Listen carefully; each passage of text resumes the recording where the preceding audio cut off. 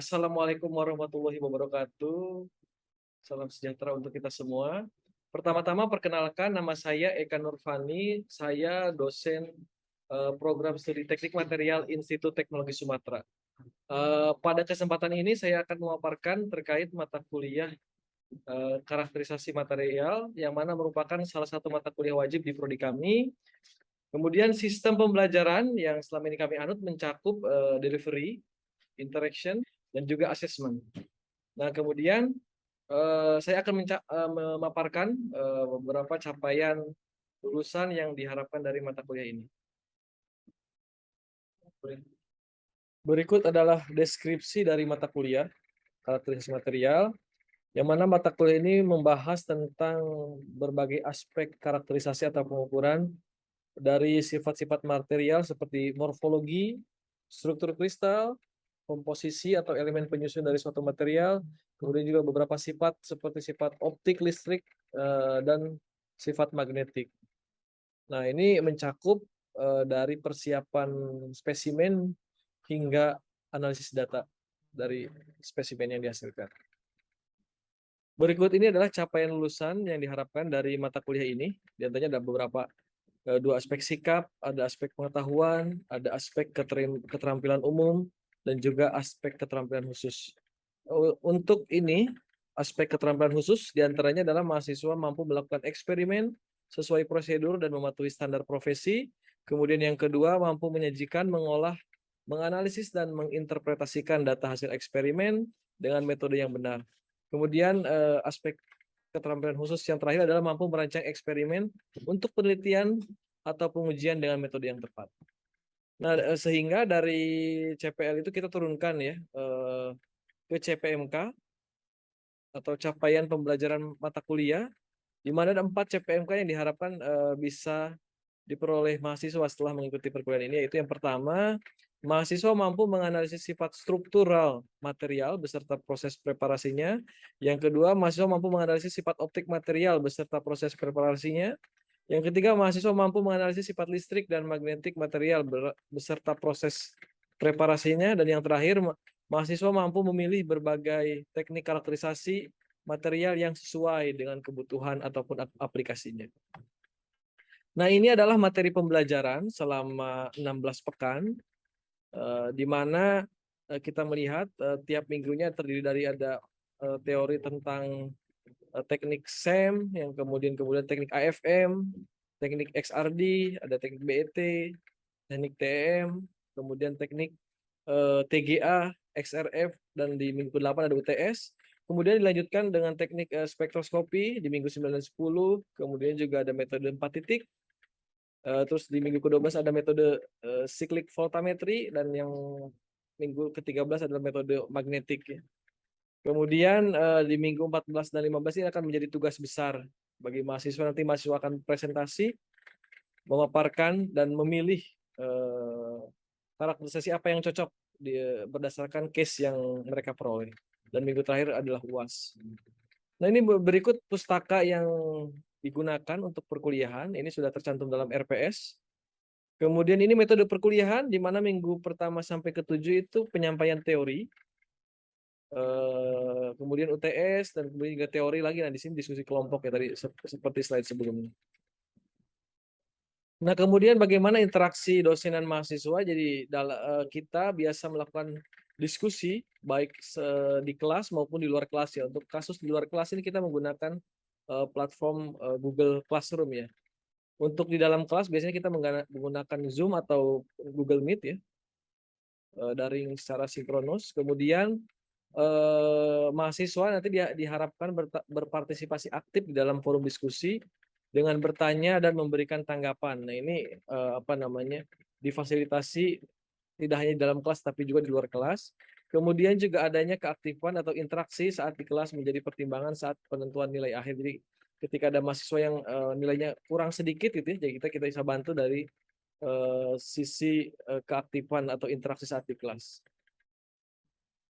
Nah, kemudian dari aspek penilaian atau assessment, di sini bobot UTS dan UAS 30% masing-masing, kemudian untuk kuis 20%, dan kemudian tugas itu 20%. Biasanya tugas terdiri dari resume mingguan dan juga tugas besar di presentasi di 2 minggu terakhir. Nah, ini untuk aspek kehadiran itu harus memenuhi minimal 80% untuk syarat mahasiswa bisa mengikuti ujiannya, baik UTS maupun UAS. Berikut ini adalah video pengajaran saya selama di kelas. Selamat menyaksikan.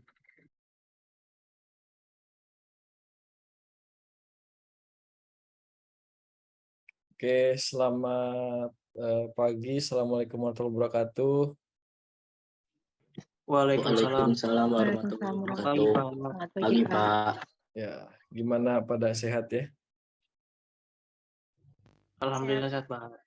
Oke, jadi kita mulai perkuliahan kita ya, mata kuliah karakterisasi material.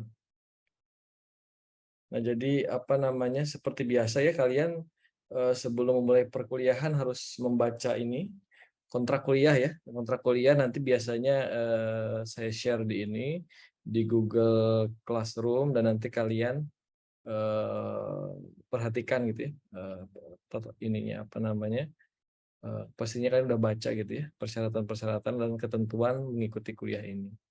Nah, jadi nanti setelah kalian setuju nanti perwakilan tanda tangan gitu ya, seperti biasa tanda tangan dan juga perwakilan kalian juga perwakilan mata kuliah ini dosennya saya atau Pak Adit nanti yang tanda tangan. Nah, kita langsung masuk ke minggu pertama ya. Nah, ini sudah terlihat di layar ya. Sudah, Pak. Sudah, Pak. Oke, jadi untuk minggu pertama itu kita ini ya, mata kuliah karakteristik material ini belajar tentang scanning elektron mikroskop. Mungkin udah ada yang pernah dengar SIM itu apa? Barang apa sih SIM itu gitu? Ada yang pernah ini dengar? Misal Pak, udah pernah dengar sih Pak Apa tentang SIM ini? scanning elektron mikroskop. Jadi hasil scan ini salah satu proses karakterisasi itu sih Pak, setahu saya. Jadi misalnya ada dari material apa, udah jadi produknya, terus kita SEM namanya kan, scanning elektron mikroskop, terus nanti kelihatan tuh gambarnya, mikrostrukturnya ataupun dari morfologinya. Yang setahu saya sih seperti itu Pak. Terima kasih. Oke, ya inilah ya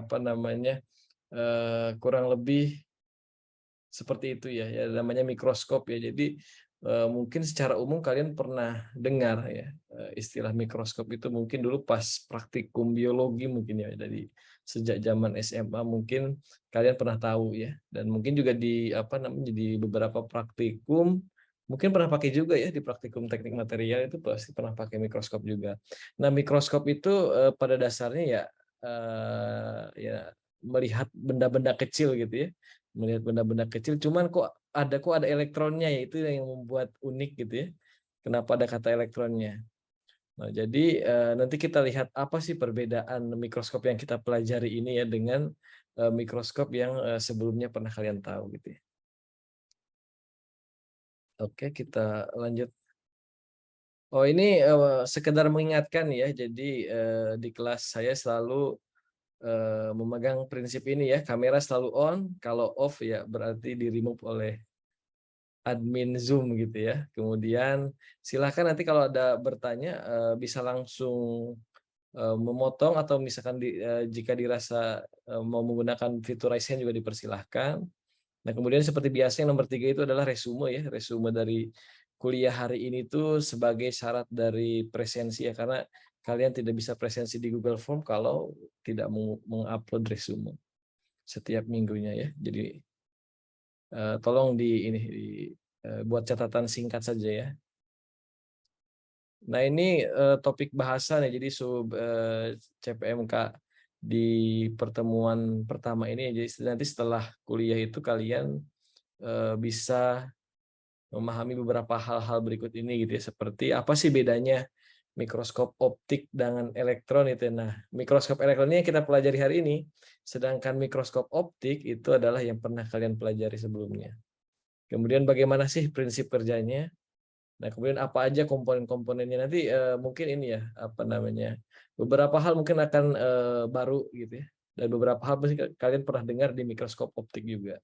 Kemudian bagaimana interaksi nomor 4 ini, bagaimana interaksi antara elektron dengan spesimen. Nah, ini yang menjadi kunci gitu ya, bagaimana gambar itu bisa dihasilkan.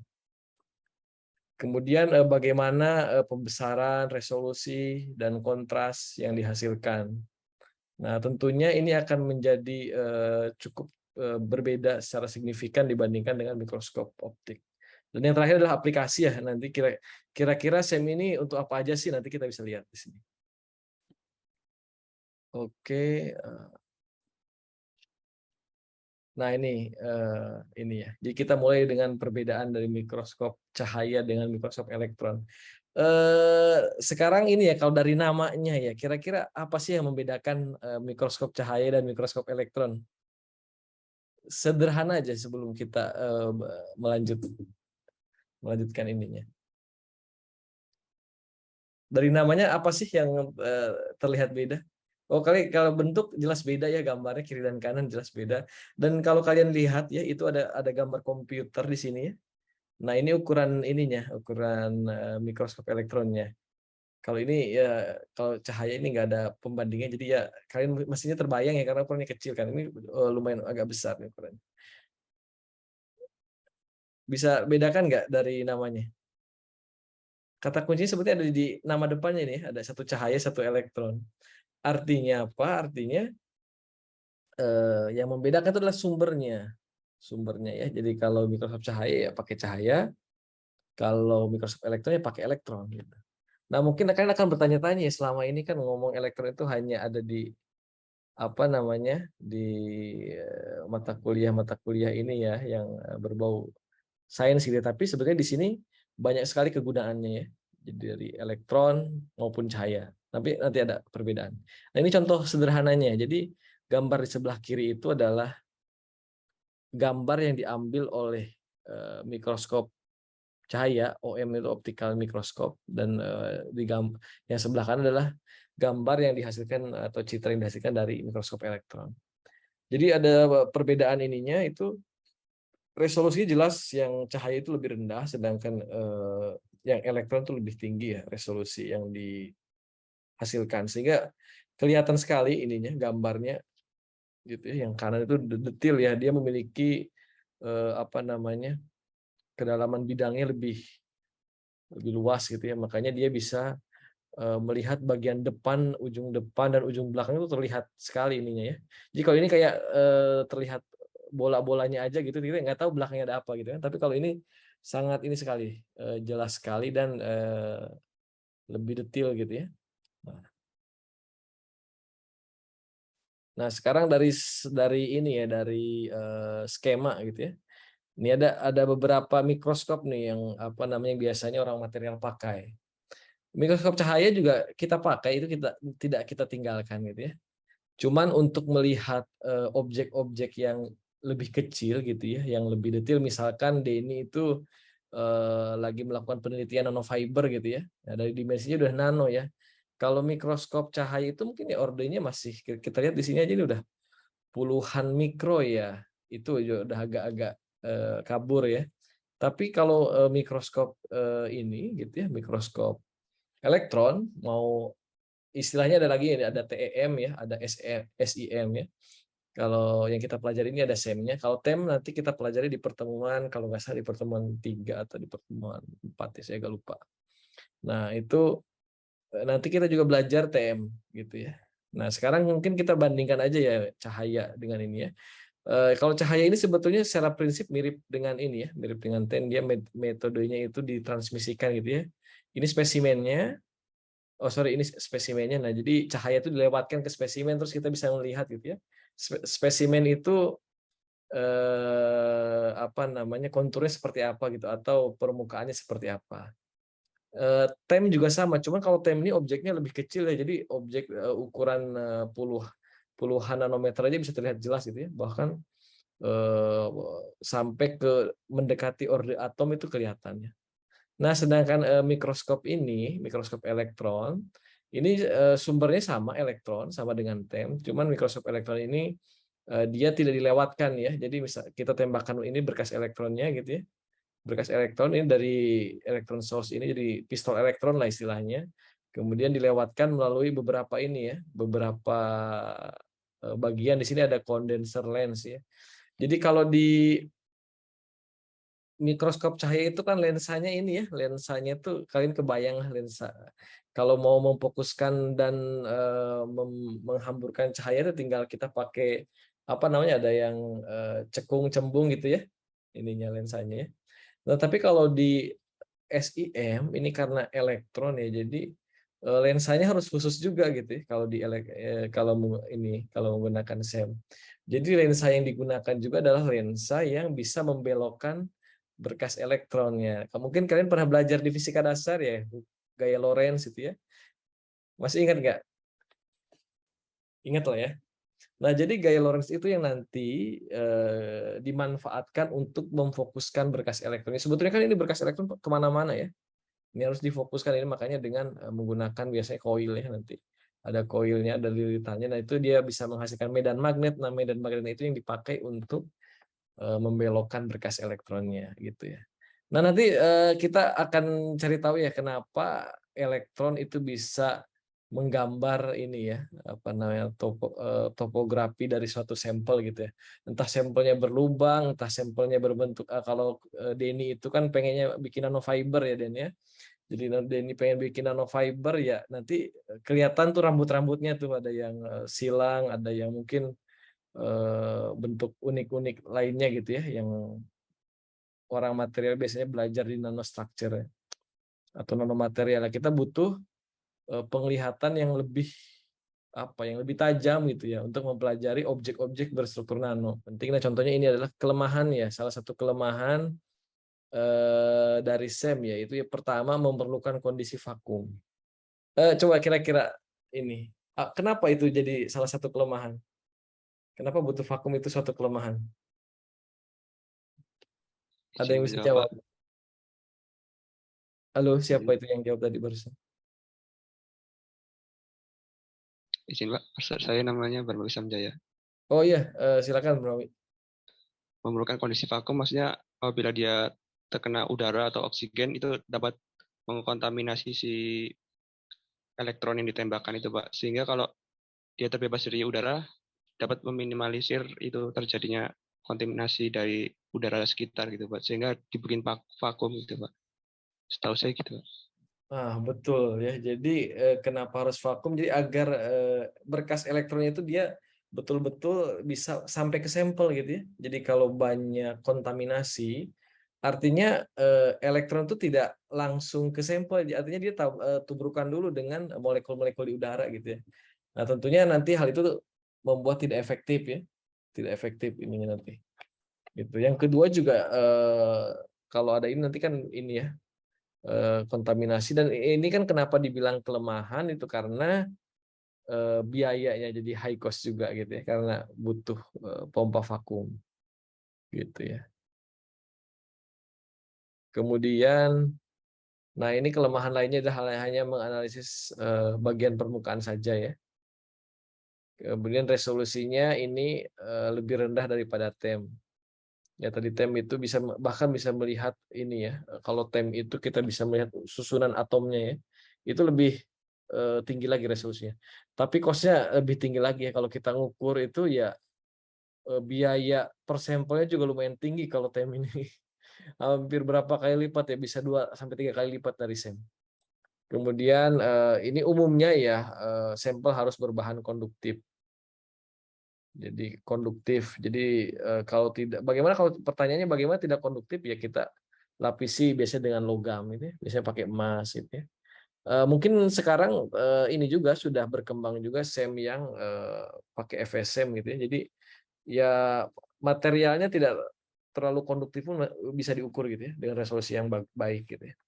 Jadi sekarang sebenarnya teknologi udah ini juga udah berkembang juga. Jadi ini nomor 4 ya. Mungkin lama-lama tidak terlalu relevan ya.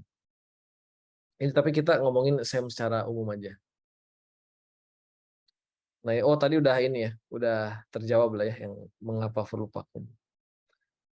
Nah, kemudian pertanyaannya bagaimana berkas elektron dihasilkan gitu ya. Nah, kita ngomongin terus ini ya, elektron dari gimana sih cara menghasilkan elektron itu. Nah, di sini ada dua jenis ya. Yang pertama itu termionik, pistol termionik, dan yang kedua itu adalah field emission ya. Jadi dari namanya sendiri ya termionik ya, dari kata thermal ya. Artinya itu dari panas. Kemudian yang field emission ya medannya, ini medan listrik tentunya. Nanti kita lihat bedanya apa. Nah, jadi kalau termionik itu ini apa namanya? Ini gambar ininya ya, gambar filamen ya, tungsten. Nah, jadi dia dipanaskan ya biasanya dengan ya ini dipanaskan oleh arus DC. Nah, ini mencapai suhu 2700 Kelvin nih. Gitu. Nah, ini untuk melepaskan ininya, melepaskan elektronnya dari permukaan ini. Jadi kalau kalian dulu pernah belajar juga di fisika dasar itu kan ada beberapa ini kan ya. Jadi elektron itu bisa dilepaskan dari permukaan suatu logam gitu ya. Dengan beberapa cara gitu ya. Ada yang menggunakan panas, ada yang menggunakan apa namanya medan listrik ya. Ada juga yang menggunakan ini lain apa namanya foton gitu ya. Intinya dia butuh energi untuk dilepaskan gitu. Ya energinya bisa banyak, bisa salah satunya dari panas. Nah gitu. Jadi nanti ini tapi ya itu butuh tingkat vakum ya, kalau lingkungannya tidak vakum agak susah nanti proses ejeksinya. Kemudian nanti dari sanalah dihasilkan berkas elektron. Atau pakai skema yang kedua ini, pakai ini yang field emission. Jadi biasanya ujung jarum ini tungsten itu dibuat sangat tajam. Itu radiusnya aja kurang dari 0,1 mikrometer alias kurang dari 100 nanometer gitu ya. Ya ini jadi nanti diberikan ini di sini, kalau kalian lihat di sini bisa diberikan di ujungnya itu diberikan medan listrik ya. Yang sangat tinggi gitu ya. Itu di sini contohnya lebih dari 10⁻7 volt per centimeter. Jadi nanti elektron dipaksa ditarik keluar gitu ya dari ini, dari ujung tip ini.